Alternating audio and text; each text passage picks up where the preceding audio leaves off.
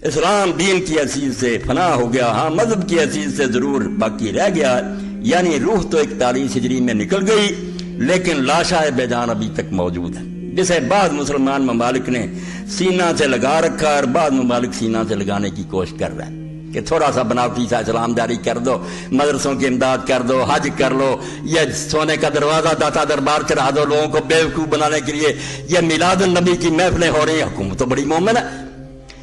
جب بنو امیہ نے دین اسلام خدا کی حکومت کو ختم کیا تو مسلمانوں میں خدا پرستی کے بجائے انسان پرستی کا دور شروع ہو گیا، اور زیادہ زمانہ نہیں گزرا، چند سال بعد کہ خلیفہ بنا یزید بن عبد الملک، آ گئے ملا 40 جبے پہنے ہوئے، سروں پر ابائیں کبائیں، اور کہنے لگے امیر المومنین اللہ کے رسول علیہ السلام نے فرمایا یہ ملوکیت کا نتیجہ دیکھیں، خوشامد شروع ہو جاتی ہے۔ کیا وہ دور کے لوگ حضرت عمر سے پوچھتے ہیں کہ کرتا کہاں سے لیا ہے، اور کہاں یہ خوشامد کی ذات حدیث فتح الباری میں پڑھیں کہ اللہ کے رسول نے امیر المومنین کہا کہ اللہ جس کو امت سپرد کرتا ہے حاکم بناتا ہے، فرشتوں کو روک دیتا ہے کہ اس کی نیکی بدی نہ لکھے، اس کا حساب کوئی نہیں ہوگا۔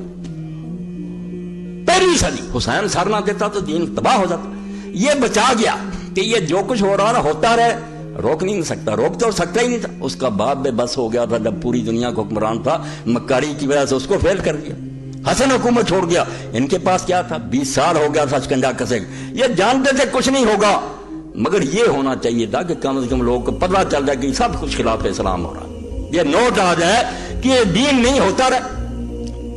اس وقت حضرت امام زہری بیٹھے تھے پاس، خلیفہ نے پوچھا کہ زہری یہ حدیث صحیح ہے؟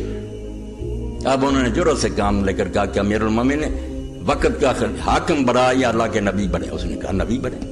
انہوں نے سورہ سواد سے پڑھا کہ اللہ فرماتا ہے داؤد ہم نے زمین میں تجھے حاکم بنایا، حق کے ساتھ فیصلے کرنا، خواہش نفس کی پیروی نہ کرنا ورنہ تباہ ہو جائے گا۔ اس نے کہا نبی کو خدا کہہ رہا، یہ کون؟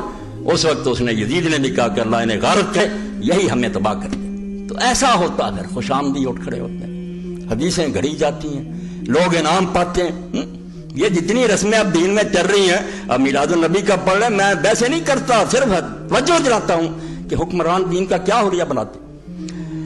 بریلوی حضرات ہیں، دیوبندی ہیں، اہل حدیث ہیں، شیعہ سب جانتے ہیں کہ 604 ہجری تک دنیا میں میلاد النبی کے نام پر کچھ نہیں ہوتا تھا، کہیں نہ کوئی محفل ہوتی تھی، نہ کوئی دن مناتا تھا، نہ کسی کو یہ پتا تھا۔ 604 ہجری میں الملک المظفر شاہ اربل عراق کا حکمران تھا، اس نے دیکھا کہ ادھر عیسائی فوجیں بیٹھی ہیں، مقابلہ شروع تھا، کرسمس ڈے آیا، انہوں نے دسمبر میں حضرت عیسیٰ علیہ السلام کا دن منایا، عید میلاد المسیح۔ اس نے کہا اپنے نبی کا منا رہے ہیں تم بھی مناؤ۔ ابن دہیہ عالم کو بلا لیا، حلوے پک گئے، بکرے ذبح ہو گئے، مرغ ذبح، ہزاروں بکرا، اب لوگوں نے کھایا، ناچنے والے ناچے بھی، اس میں بھی خود بادشاہ بھی ناچا، رقص کیا اس نے، اور بعد میں اس کو ابن دہیہ کو خلعت دیا، پیسے دیے، چل پڑا، آگے سے آگے بڑھتے جلوس شروع ہو گئے۔ تو حکمران ہوتے ہیں لوگوں کو بیوقوف بنانے والے کہ کچھ ایسی رسمیں کرتے رہو کہ خوش رہیں کہ یار ان سے زیادہ محب رسول کون، اصل دین کا نام نہ لے لیتا، حدود اللہ کو ختم کرو، نافذ نہ ہونے دو۔ جب بنو امیہ نے دین اسلام یعنی خدا کی حکومت کو ختم کیا، دین اسلام کیا؟ خدا کی حکومت، وہاں انسان نہیں حکومت کرتا، نام ہوتا ہے کہ فلاں بیٹھا، فلاں کچھ نہیں، فقیری میں بھی امیری میں بھی وہ اللہ والے تھے، غیور اتنے، بظاہر کہتے ہیں کہ حضرت عمر حکمران، کیا حکمران؟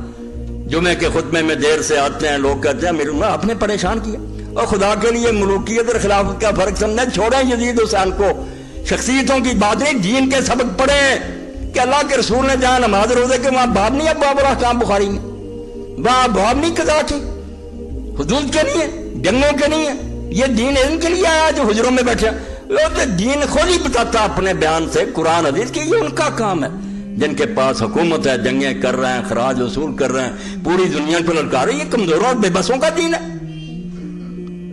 تو حضرت عمر رضی اللہ سے لوگ کہتے ہیں آپ نے تنگ کیا ہمیں، اتنی دیر ہو گئی خطبہ کری نہیں آئے۔ آپ نے فرمایا اگر اس کے سوا کوئی اور کرتا ہوتا نا، وہ میں دھونے کے لیے دے آتا، دوسرا پہن کر آ جاتا، مگر خدا گواہ یہی کرتا تھا، اس کو خشک ہوتے دیر لگی، اور اس پر بھی لوگوں نے دیکھا تو 8 سے زیادہ پیوند تھے۔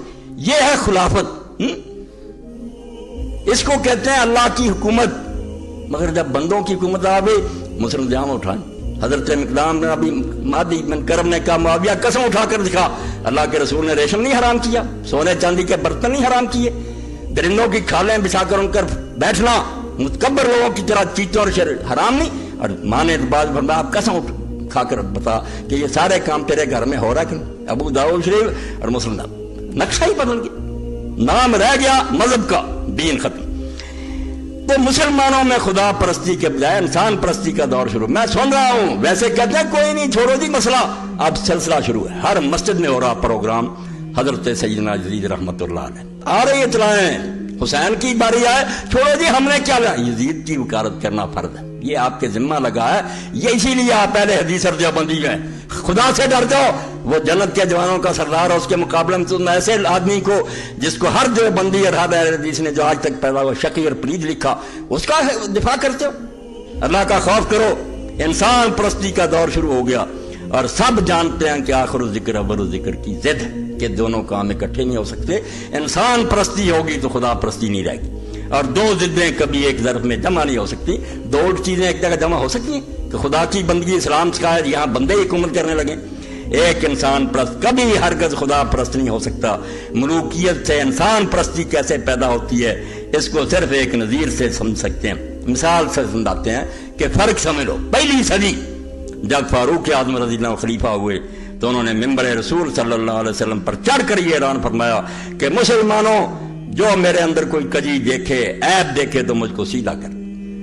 یہ کیا بیتی ہے خلافت، مجھ میں کوئی خامی دیکھو کوئی خیال نہیں کرنا کہ صحابی حضرت عمر سے بڑا صحابی ہے، خلیفۃ المسلمین ہے، اشرام کہہ رہا ہے مجھ میں خامی دیکھو ٹوکنا، ورنہ کہتا ہے بکواس نہ کر رہا ہے میں صحابی رسول ہوں میرے خلاف زبان کھولتے۔ یہ اعلان فرمایا کہ جو مجھ میں کوئی عیب دیکھے مجھے اطلاع دے، شاباش سیدھا رہ گئی۔ لیکن جب عبد الملک بن مروان بادشاہ ہوا تو اس نے منبر پر چڑھ کر یہ سیفٹی ایکٹ نافذ کیا کہ آج کی تاریخ سے جو مسلمان مجھ سے یہ کہے گا کہ خدا سے ڈرو تو میں اسے قتل کر دوں، کوئی نہ یہ کہے تاکہ اللہ اپنے منہ بند رکھو میں جلدی چیک کروں۔ اس تنبیہ کا نتیجہ خاطر خواہ برآمد ہوا، بنو امیہ اور بنو عباس کی مسلسل کوششوں سے دنیا اسلام میں کوئی ایسا شخص باقی نہ رہا جو کسی بادشاہ سے یہ غیر اسلامی فکرہ کہہ سکتا، غیر اسلامی اوپر انہوں نے لگا دیا ہے نقطے کہ یہ غیر اسلامی بن گیا کہ اللہ سے ڈرو، کوئی نہ کہہ سکا، خاموش کر دی زبانیں، فقہا بھی ڈر گئے اور علماء بھی ڈر گئے۔ تم روتے نہیں اس کو، حسین کو نہیں رو رہا اس کو رو رہا ہے کہ دین نہیں رہا، مذہب بن چکا۔ ابتدا میں ایک جماعت مسلمانوں میں ضرور ایسی پیدا ہو گئی تھی جن کو اب تم بدنام کر رہے ہیں کہ لوگ سمجھاتے تھے وہ کیوں گئے، انہوں نے تو ہماری لاج رکھ لی، منہ کالا ہونے سے بچا لیا، حکومت کو روک نہیں سکے، اسلام داغدار ہونے سے بچ گیا۔ ٹھیک یہ تھا کام، نہیں ہو سکا تو کوئی بات نہیں، دنیا کی کامیابی اور ناکامی کا کیا؟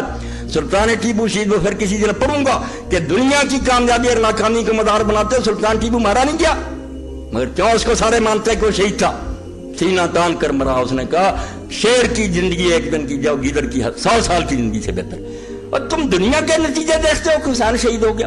فرماتے ہیں ابتدا میں ایک جماعت مسلمانوں میں ضرور ایسی پیدا ہو گئی تھی جس نے اسلام کو دین کی حیثیت سے اندازہ کرنے کی کوشش، اے مسئلہ حکومت کی بات نہیں صرف کہ اس کو مذہب بننے دیا جائے یا دین بنایا جائے، چنانچہ اس نے انل حکم اللہ للہ کا نعرہ بلند کیا اور ایمان کی پوری طاقت کے ساتھ میدان میں آ گئی۔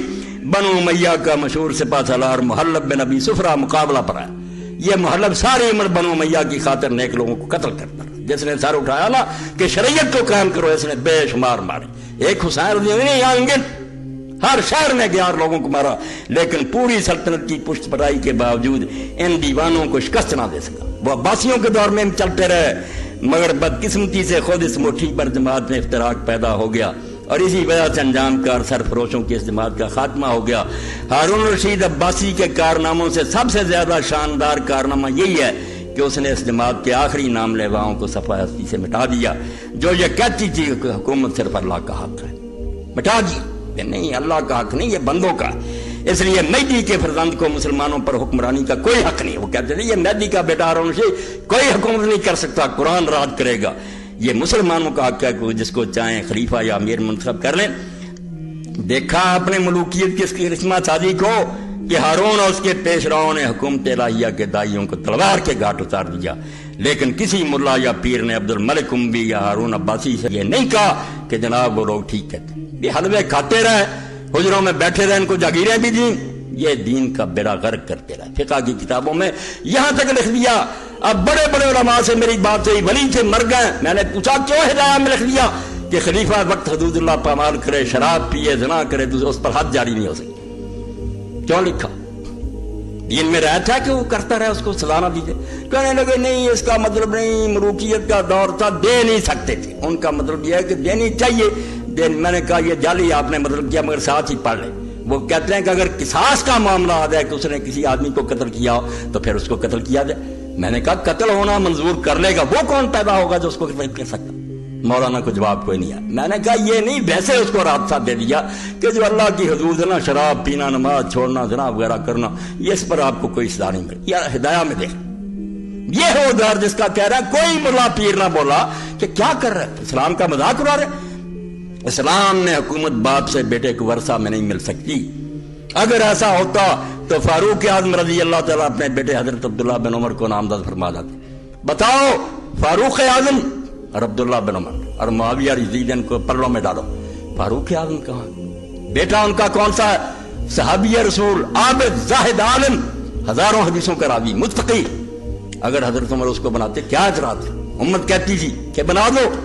حضرت عمر رضی اللہ عنہ نے کہا عبداللہ کو بناؤ. کیسے طریقہ سے؟ دو جواب دیے. پہلے تو کہا کہ بنو عدی جو میرا قبیلہ, ان کے لیے یہی کافی ہے کہ میں ان میں سے حساب دے کر قیامت کو بری ہو جاؤں. اب میں اپنے خاندان کے اور کسی آدمی کو اس میں نہیں پھنسانا چاہتا. یہ تھی خلافت, اللہ کا خوف تھا کہ حساب دینا ہے. ادھر ہے کہ رشوت دو, لاکھ لاکھ روپے عبد الرحمن بن ابی بکر کو, عبداللہ بن عمر کو, انہوں نے کہا ہم دین بیچے. اٹھاؤ حدیث کی کتاب میں, تاریخوں کی کیا ضرورت ہے؟ جو نہیں مانا ڈنڈے کے زور سے اس کو. ادھر حضرت عمر کو کہہ رہے ہیں لوگ, وہ کہتے ہیں یار میں اپنے خاندان کے لوگوں کو پھنسانا نہیں چاہتا. اور عبداللہ کے بارے میں یہ بھی کہہ دیا کہ اس کو خلیفہ بنو جس کو طلاق دینی نہیں آئی. حیض کے دنوں میں بیوی کو طلاق دے دیجیے, وہ حرام ہے. حضور کو پتا چلا, فرمایا طلاق واپس لے جب پاک ہوگی طلاق. اس کا حوالہ دیا طلاق دینا نہیں جانتا, خلیفہ بن دے. یہ یزید سے بھی کیا گزرا تھا, توبہ توبہ, کوئی شرم کرو. مگر وہ خلیفۃ المسلمین تھے, انہوں نے کہا نہیں بیٹے کو نہیں بناؤں گا. اس لیے آپ تخت و تاج سے دستبردار ہو جائیں اور مسلمانوں کو قرآنی تعلیمات کے مطابق اپنا امیر خود منتخب کرنے کا موقع دیں. اس لیے اقبال ملا اور پیر دونوں کو ملوکیت کا معاون سمجھیں. دھوکہ نہ کھائیں, ملا پیر ایک ہی ہوتے ہیں, فوج کے ساتھ ہوتے ہیں, مارشل لا کے ساتھ ہوتے ہیں, لوگوں کو دھوکے دینے کے لیے بیان شان دیتے رہتے ہیں, پھر ساتھ ہی چلتے رہتے ہیں, کھاتے رہتے ہیں سب کچھ.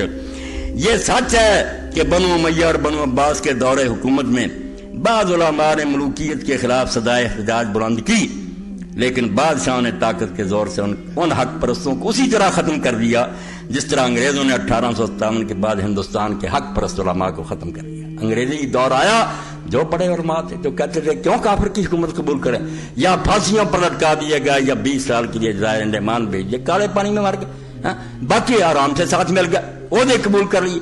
اس دور میں بھی حضرت حسن کی اولاد سے اٹھے عبداللہ المیز کے بیٹے محمد نفس زکیہ, ابراہیم نفس رضیہ, امام ابو حنیفہ مالک نے ساتھ دیا.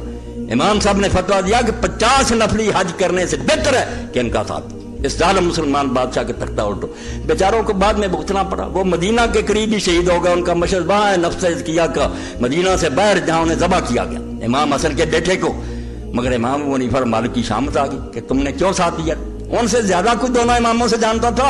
اسی لیے علی میاں سید ابو الحسن ندوی تبریزی جماعت کی روح رواں لکھتے ہیں کہ مالک اور ابو حنیفہ کی رائے کو کیسے نظر انداز کر دیا جائے. یہ ابو احمد اور شافعی تو پیدا ہی بعد میں ہوئے جب ڈنڈا مسلط ہو گیا تھا. اگر یہ فتوے دے گا کہ ظالم حاکم کے خلاف نہ اٹھو تو یہ کیا فتوے ہیں؟ جو پہلے امام وہ کیا کہتے تھے, وہ امام حسین کے ساتھ یہ کلمہ گو نہیں دیکھنا بگڑا ہوا تختہ الٹ, مگر بیچارے کچل دیے. میری رائے یہ ہے کہ بحیثیت مسلمان قوم زندہ ہے. مسلمانوں کے زوال کا باعث صرف ملوکیت ہے جو 41 ہجری میں رائج ہو گئی اور مختلف عناصر اور متعدد عوامل کی بدولت مسلمانوں کی زندگی کا مدار علیہ بن گئی, چلی آ رہی. بس وہ کام چلتا آ رہا, رکا نہیں, بند نہیں ہوا. آگے پڑھوں پھر فرماتے ہیں کہ یہ جو تقدیر وغیرہ کے مسئلے چل پڑے, کہاں تھے یہ مسئلے؟ دین کا تھا 220. واضح ہو کہ تقدیر کا یہ غلط مفہوم مسلمانوں میں ملوکیت کی وجہ سے پیدا ہوا. آیتیں پہلے بھی پڑھتے تھے, حدیثیں پڑھتے تھے, بلکہ تقدیر سے مسلمان دلیر تھا کہ جو ہونا ہو کر رہے گا, ڈرنے گھبرانے کی بات محنت نہیں چھوڑ دی تھی. جیسے اقبال ایک جگہ کہتے ہیں نا, میں نے پیر رومی سے پوچھا, وہ سوال جب اپنے ذہن میں ہے نا, رومی سے مثنوی سے جواب لے دیتے کہ یہ مسئلہ جبر قدر کیا. انہوں نے کہا اقبال پر کبے کو بھی ملے ہیں پر باز کو بھی ملے ہیں. کبا ان سے اڑ کر مردار کی طرف گیا, باز ان سے اڑ کر جا کر بادشاہ کے ہاتھ پر بیٹھ گیا. مسئلہ ایک ہی ہے, گئے گزرے مسلمان کاہل ہو گئے کہ جب سب کچھ ہونا ہی ہونا تو بیٹھ جاؤ. مسلمان جو تھے دلیر ہو گئے کہ چھلانگ لگاؤ, آدمی مرنا تو مر جائیں گے, نہیں مرنا نا کچھ نہیں بنے گا. ان کو تقدیر نے شہباز کی طرح دلیر کیا تھا, ان کو کبوں کی طرح سست کر دیا. مگر یہ مطلب اس دور میں جاری ہوا. واضح ہو کہ تقدیر کا یہ غلط مفہوم مسلمانوں میں ملوکیت کی وجہ سے پیدا ہوا. جب بنو امیہ نے بندگان خدا کو اپنا غلام بنایا اور قرآن حکیم کے ہر قانون کی بے حرمتی بلکہ خلاف ورزی کو شعار زندگی قرار دیا, تو جن مسلمانوں نے ان کے اس غیر اسلامی طرز عمل کے خلاف صدائے احتجاج بلند کی, ان بادشاہوں نے علماء سو کی وساطت سے یہ نقطہ ان کے دماغ میں جاگزیں کر دیا کہ بنو امیہ دیکھتا ہے جو کچھ کرتا خدا. مولویوں سے مال لینا کہ سناؤ کیا کرتے ہو, حکومت کے خلاف اٹھتے ہو, بھائی اللہ کی طرف سے ہوتا. اس کی مشیل یہی ہے کہ بنو امیہ ہم پر حکمران ہو, اللہ ہی چاہتا. قل اللہم مالک الملک, وہ بادشاہ دیتا. اندازہ کرو وہی قرآن ظالموں کی حمایت میں استعمال ہو گیا. جب کبھی اسی کو پڑھ کر لوگ اٹھتے نا کہ بادشاہ اگر ان کو دیا کیسے ہو کس طرح, اللہ نے دیا, ہم اٹھیں گے ہماری مدد کرے گا, ان سے چھین لیں گے. وہ یہ مانا لیتے تھے. انہوں نے کہا نہیں, جس کو مل گئی ہے وہ فرعون ہے یا نمرود ہے وہی ٹھیک ہے. بے شک اس وقت اسلام پر بہت برا وقت آن پڑا. یہ بھی مولوی کہتے کہ لوگ کہنا یار تم کیا وکالت کر, اتنا ظلم ہو رہا, ساتھ ہی یہ بھی کہتے سنانے کے لیے بے شک اس وقت اسلام پر بہت برا وقت آن پڑا ہے. لیکن ہم کیا کر سکتے ہیں, انسان تو مجبور ہے. اس میں بھی خدا کی کوئی مسلط ہوگی کہ اس نے ان ظالموں کو ہم پر مسلط کر. جیسے آج کل ہمارے بہت سے دینی بھائی وہ کہتے ہیں حضور نے فرمایا جیسے تم ہو گئے ویسے حاکم ہو گئے. ہمیں سلانے کے لیے حضور کا نام استعمال ہو رہا کہ حکمرانوں کا ان کو برا کہتے ہیں نا, نہیں جیسے تم ہو گئے ویسے. بھئی ان کا قصور نہیں, جیسے ہم تھے ویسے. بالکل جھوٹ بولتے, یہ حضور نے بالکل نہیں فرمایا, جھوٹی بات ہے. مومنوں پر بھی کبھی ظالم مسلط ہو جاتے ہیں. اس میں بھی خدا کی کوئی مسلط ہوگی کہ اس نے ان ظالموں کو ہم پر مسلط کر دیا. غرض کے ان سلاطین نے مختلف طریقوں سے یہ غلط خیالات مسلمانوں کے دماغوں میں جاگزیں کر دیے. چل رہے ہیں اب بھی سوال تقدیر کا ہی ہوتا رہتا کہ جو کچھ ہو رہا سب مشیت عزی کے مطابق ہو رہا. اس لیے اصلاح حال کی کوشش بیکار ہی نہیں ہے بلکہ غیر اسلامی اور قرآنی تعلیمات کے خلاف بھی نہیں کوشش کرنی چاہیے. بھائی تم اللہ سے ٹکر لیتے ہو, شاید اللہ ہمیں بنو امیہ کے واسطے سے سزا دے رہا ہے, شاید اسی میں ہمارے لیے کوئی بڑائی مضمر ہو. ہم تو مجبور ہیں, کیا کر سکتے, امت کو سلانے کے لیے گولیاں دے رہے ہیں. واضح ہو کہ جبر کی یہ خالص تعلیم قرآن اور حدیث دونوں کے خلاف. کہیں نہیں آیا کہ بیٹھ جاؤ اور بس ہوگا جو ہوگا. اللہ اور رسول صلی اللہ علیہ وسلم نے دونوں نے ہمیں عمل صالح بجا لانے کا حکم دیا, تقدیر پر بیٹھنے کا حکم دیا. اور اب بعد میں لکھتے ہیں مروکیہ ہے یہ ایک گروہ جن کے دربار بنے ہوئے ہیں. توبہ توبہ, حق کہنے سے اب میری زبان کاٹ دی جائے. روضے بنے ہوئے ہیں, گنبد بنے ہوئے ہیں, اولیاء ہیں, صوفیاء ہیں. کیا اب بھی تصوف کونسل بناتی کہ صوفیاء کا کلام پھیلاؤ. صوفی کیا کرتے تھے, لوگوں کو بھنگ پھیلاؤ, سلا دو ان کو کہ بھائی اللہ اللہ کرو, آؤ ہم سے ورد وظیفے سیکھو. یہ 10,000 مرتبہ پڑھنا, اب 10,000 مرتبہ پڑھتے پڑھتے دن ختم ہو جائے گا. وہ کب خبر لے گا کہ حکومت کیا کر رہی, دنیا میں کیا ہو رہا. حجرے میں بیٹھا من کے پھیر رہا. ملوکیت اور ملائیت کے علاوہ تیسری صدی ہجری میں غیر اسلامی تصوف بھی مختلف راستوں سے مسلمانوں کی سوسائٹی میں داخل ہو رہا. آپ حیران ہوں گے, سارا قرآن کھنگال جائیں, سارا حدیث کا ذخیرہ, جیسے مذہب نہیں نہ ملے گا تصوف اور صوفی نہیں ملے گا. اور لفظ صالح ہوں گے, مومن متقی صالح, صوفی نہیں آئے گا, تصوف نہیں آئے گا. یہ اسلام کا لفظ ہی نہیں, بالکل دین میں ایک خامخواہ پودا لگا دیا گیا تصوف. اور پہلا صوفی بھی آپ حیران ہوں گے ابو ہاشم بنی امیہ میں سے تھا. اور پہلی خانقاہ جو تھانوی صاحب رحمۃ اللہ علیہ فرمایا رمضان میں قائم, فلسطین میں انہوں نے بنائی, خانقاہوں میں گھستا. فقیراں چوں بمسجد صاحب کشیدہ, خدا کے لیے ان خطبوں کو حسینی دین کی بات سن کر نہ سنائیں. اللہ کے واسطے محرم میں مجھ سے یہ دین کا جو ہے نا نوحہ سن لیا کہ دین کیا تھا اور کس طرح مذہب بن گیا. فقیراں چوں بمسجد صاحب کشیدہ, جب فقیر تھے مسلمان مسجد میں صف باندھتے تھے, نماز گرے بان شہنشاہ حاضری, نماز اتنی قوت دیتی تھی انہیں, قرآن سن کر نکلتے تھے کہ اٹھ دو تخت ان کے. وہ جا کر بادشاہوں کے گریبان پکڑ لیتے تھے, تختوں سے اتار کر ادھر پھینک دیے. ولے چون دل میں آنے سینہ افسرد, مسلمانہ بدرگاہ خلیل، جب دل سینے میں سو گئے مردہ ہو گئے، مسلمان خانقاہوں میں گھس گئے۔ حضر اس فتح درویشی سے جس نے مسلمان کو سکھا دی سربدیری، فرماتے ہیں لعنت بھیج اس فقیری اور درویشی پر جس نے مسلمانوں کو یہ سکھا دیا کہ جو کافر آ جائے اس کے سامنے سر جھکا دو، اور بدماشوں کے سامنے جھکنا سکھایا، غیرت چھین لی۔ غیر اسلامی سببی مختلف راستوں سے مسلمانوں کی سوسائٹی میں داخل ہو رہا تھا۔ ہزاروں شامی، انصاری اور لاکھوں ایرانی مجوسی اور ان کے علاوہ سینکڑوں یہودی، اشراقی، مشائی، فلسفی اور مختلف العقائد افراد اسلام میں داخل ہو رہے۔ یہ لوگ رہبانیت اور ترک دنیا کے تصورات اپنے ساتھ لائے۔ جن مذہبوں سے آئے تھے وہاں یہی تھا کہ پوجا پاٹ اللہ کی کرتے رہو، باقی دندے کرنے دو حکومتوں کو۔ اور انہوں نے مصر، شام، عراق، خصوصاً کوفہ، بصرہ اور بغداد میں وہی خانقاہی نظام قائم کر دیا جو ان کے مذاہب میں مروج تھا۔ جب ہماری تفاسیر میں اسرائیلی اور غیر اسلامی روایات داخل ہو گئی، وہ کہتے ہیں خانقاہوں کو کیا روئے، جب قرآن کی تفسیر اور حاشیوں میں بڑھا دی روایتیں اسرائیلیوں کی تو ہمارا تصور کس طرح غیر اسلامی اثرات سے محفوظ رہ سکتا تھا؟ مختصر یہ کہ سلاطین، علماء سار، صوفیاء سا، ان تینوں کی متفقہ کوششوں کا نتیجہ یہ نکلا کہ عمل سے فارغ ہوا مومن بنا کے تقدیر کا بہانہ۔ عمل سے فارغ ہوا مسلمان بنا کے تقدیر کا بہانہ، آرام سے بیٹھ گیا، بھائی اللہ کی تقدیر میں ایسے تھا، انگریز آ گئے، ہندو آ گئے، کیا کریں؟ واضح ہو کہ تقدیر کا یہ مفہوم جس کی روح سے مسلمان تارک الدنیا اور تارک العمل پیدا ہو جاتا ہے، ابلیس کا پیدا کرتا ہے۔ یہ دین نے نہیں سکھایا، ابلیس کا۔ چنانچہ وہ خود اعتراف کرتا ہے، میں نے ناداروں کو سکھایا سبق تقدیر کا۔ ابلیس اپنے چیلوں میں کہتا ہے کہ یہ غریبوں کو جو سبق ہے نا، اور تمہاری قسمت میں غریبی لکھی جی، کیوں کرتے ہو امیروں سے ناراضگی؟ یعنی اس لیے کہ اٹھ کر ان سے چھین نہ لیں، اپنا حصہ نہ چھین لیں۔ اور دین تو کہتا ہے، جیسے ابن حزم کہتے ہیں کہ اگر کوئی غریب بھوکا مر گیا اور اس نے بستی کے لوگوں سے مال نہ چھینا اور نہ کھایا، وہ خودکشی کا مرتکب ہوگا، قیامت کے دن جہنم میں جائے گا۔ کہ تیرا حق تھا، ان کے مالوں میں دکان توڑ دیتا، ان کے بینک لوٹ لیتا، اپنا حق لیتا، زیادہ نہ لیتا، اپنا حق لیتا۔ دین کے فتوے اور اس پر لکھا علامہ احمد شاکر نے کہ یار روسیوں کو بھی یہ نہ سوجا جو امام ابن حزم کو سوجا کہ اسلام کیا؟ اسلام کہتا لوگ بھوکے مرے، اپنا حق وہ دے رہے ہیں، ٹھیک ہے، نہیں سے ان سے چھین لو۔ تو فرماتے ہیں کہ ابلیس کہتا ہے میں نے ناداروں کو سکھایا سبق تقدیر کا۔ اسلام تو سراسر عمل کا پیغام ہے، اور عمل صالح کا دوسرا نام جہاد فی سبیل اللہ ہے، اور سرکار دو عالم کی 23 سالہ زندگی عمل صالح اور جہاد فی سبیل اللہ کی زندہ تصویر اور قرآنی تعلیمات کی جیتی جاگتی تصویر۔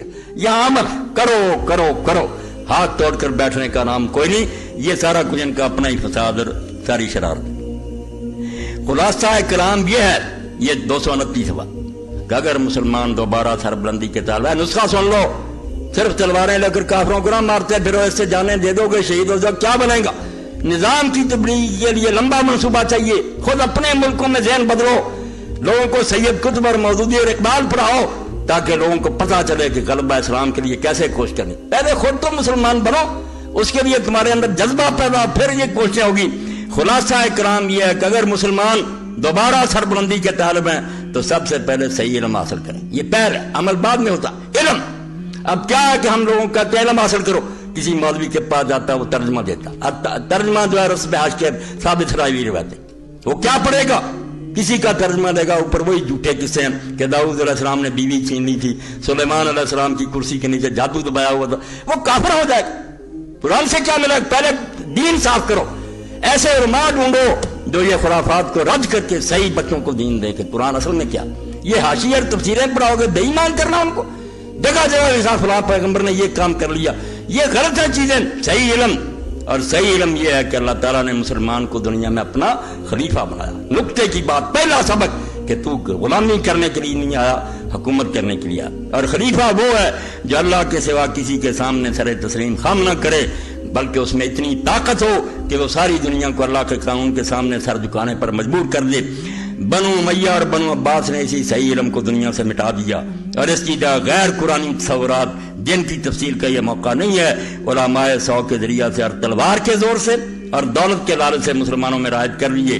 اس لیے مسلمانوں کا پہلا فرض یہ ہے کہ وہ قرآن مجید کا مطالعہ کریں، سب حاشیے چھوڑ دیں، کوئی ادھر ادھر نہ پڑھا کریں کہ باہر کیا لکھا، صرف قرآن کو دیکھتے جائیں۔ قرآن کوئی معمہ نہیں، بجارت نہیں، یہ ان جعلی لوگوں نے بنایا کہ 14 علم پڑھے تو پڑھے، لوگوں کو فضائل اعمال سناتے ہیں، قرآن نہیں پڑھتے نو عالموں کم بھائی بدوؤں کے لیے قرآن پڑھو کی وہ سمجھ گئے، تم سمجھ نہیں گے، جانتے ہیں کہ اگر پڑھ لیا تو قرآن تو صاف ہے، ہر بات واضح ہو جائے گی تاکہ انہیں صحیح علم حاصل ہو سکے۔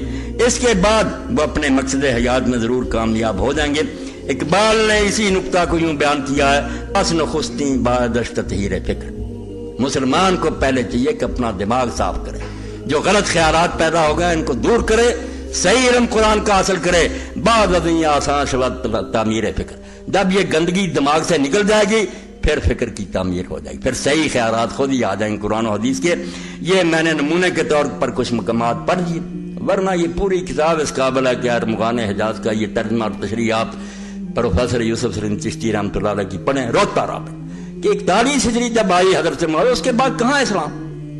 وہ دین ہی جو اللہ کے رسول نے دیا تھا ختم، اور سب سے زیادہ محتاط لوگ یہاں بیٹھے ہوں گے کئی تبلیغ، ابو الحسن ندوی سے زیادہ کوئی صحابہ کو جانتا تھا؟ اس نے صاف لکھا دعوت عظیم میں کہ خلفائے راشدین کے بعد جو لوگ آئے انہوں نے تھوڑے دنوں میں رسول اللہ کا قرضہ بے باک کر دیا، جو حضور دے کر گئے تھے سب کو مریا میٹ کر دیا، کلمہ پڑھتے رہے، نمازیں پڑھتے رہے، یہ سب کچھ ہوتا رہا، یہ اب بھی ہو رہا، اب بھی حکمران یہ کرتے رہیں گے، مگر وہ دین جو ہے اس کی جو مٹی پلیز ہے دیکھ ہی رہے ہیں آپ کہ زنا کی اجازت ہو رہی ہے، اب وہ منگوا رہی ہے عورت جو باقاعدہ پڑھا رہی ہے کہ مرد مرد سے کرے، اور اس نے باقاعدہ انہوں نے ٹیلی فون کیا، اس نے ہاں میرے یہ نظریے ہیں اور میں یہ تعلیم دے رہی ہوں کہ ہم جنسی ہونی چاہیے۔ اب اس سے بڑی قیامت اسلام پر کیا آئی؟ مگر یہ لوگ کہتے ہیں ہم عمرہ نہیں کرتے، کعبے کی چھت پر نہیں چڑھے۔ یہ مکاری اس دور سے شروع ہوا ہے کہ ظاہری کچھ ایسے مراسم اور چیزیں کرتے رہو جس سے امت بیوقوف بنی رہے۔ بتاؤں تجھ کو رمز آیا ہے ان الملوک، سلطنت اقوام عالم کی ہے کہ جادوگری، یہ حکومت کرنا مذاق نہیں، جادوگر ہوتا حکمران، خواب سے بیدار ہوتا ہے ذرا محکوم اگر، پھر سلا دیتی ہے اس کو حکمران کی ساحری، کوئی نیا کام شروع ہو جاتا ہے اور یہ کھیل تماشے بھی شروع ہو جاتے، کبھی کوئی منایا جا رہا دم کہ لوگ بچے بچیاں ان کاموں میں لگے رہے، ان کو یہ سوجے ہی نہ کہ ملک کی کیا حالت ہو رہی ہے، کیا بربادی ہو رہی ہے، کھیل تماشے میں ہوتا ہے۔ اور یہ موسیقی اور کھیل تماشے اور دن منانے، آپ کو پتہ ہونا چاہیے سورہ